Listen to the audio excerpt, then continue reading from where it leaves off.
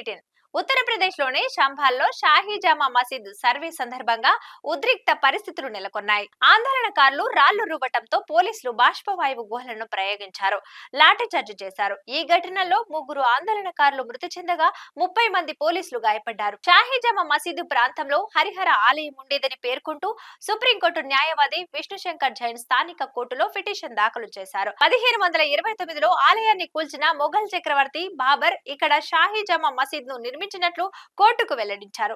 బాబర్ నామా, ఆయనే ఈ అక్బర్ ను ఆధారాలుగా చూపించారు.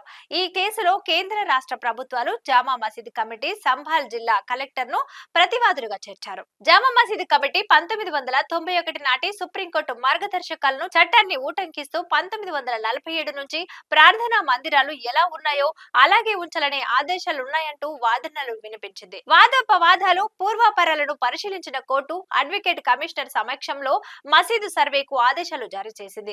దీంతో జిల్లా యంత్రాంగం సర్వేకు ఏర్పాట్లు చేసింది. ఆదివారం ఉదయం 7 గంటల తర్వాత అధికారులు ఆ మసీదు వద్దే సర్వే ప్రారంభించారు. అయితే ఈలోగా సర్వేను నిలిపివేయాలని పెద్ద ఎత్తున నినాదాలు చేస్తూ పలువురు ఆందోళనకారులు మసీదు వెలుపల గుమిగూడారు. అక్కడే బందోబస్తులో ఉన్న పోలీసులు వారిని చెదరగొట్టేందుకు ప్రయత్నించగా ఆందోళనకారులు రాళ్లు రువ్వారు. అక్కడే ఉన్న వాహనాలకు నిప్పు పెట్టారు. దుండగులు ఎయిర్ పిస్టళ్లతో కాల్పులు జరిపారు. రాళ్ల దాడిలోనూ మరికొందరు పోలీసులు గాయపడ్డారు. మొత్తం 30 మంది పోలీసులకు గాయాలయ్యాయి అని సంభల్ ఎస్పీ కృష్ణకుమార్ విష్ణోయ్ వెల్లడించారు. పోలీసులు లాఠీచార్జి చేసి బాష్పవాయువు గోళాలను, రబ్బర్ బుల్లెట్లను ప్రయోగించారని చెప్పారు. ఈ ఘటనలో ముగ్గురు ఆందోళనకారులు చనిపోయారని వివరించారు. ఈ ఘటనకు సంబంధించి 2 మహిళలు సహా 10 మంది ఆందోళనకారులను అరెస్టు చేశారు. కాగా ఈ ఘటనను ఎస్పీ చీఫ్ అఖిలేష్ ఖండించారు. సర్వేను ఆయన తప్పుపట్టారు.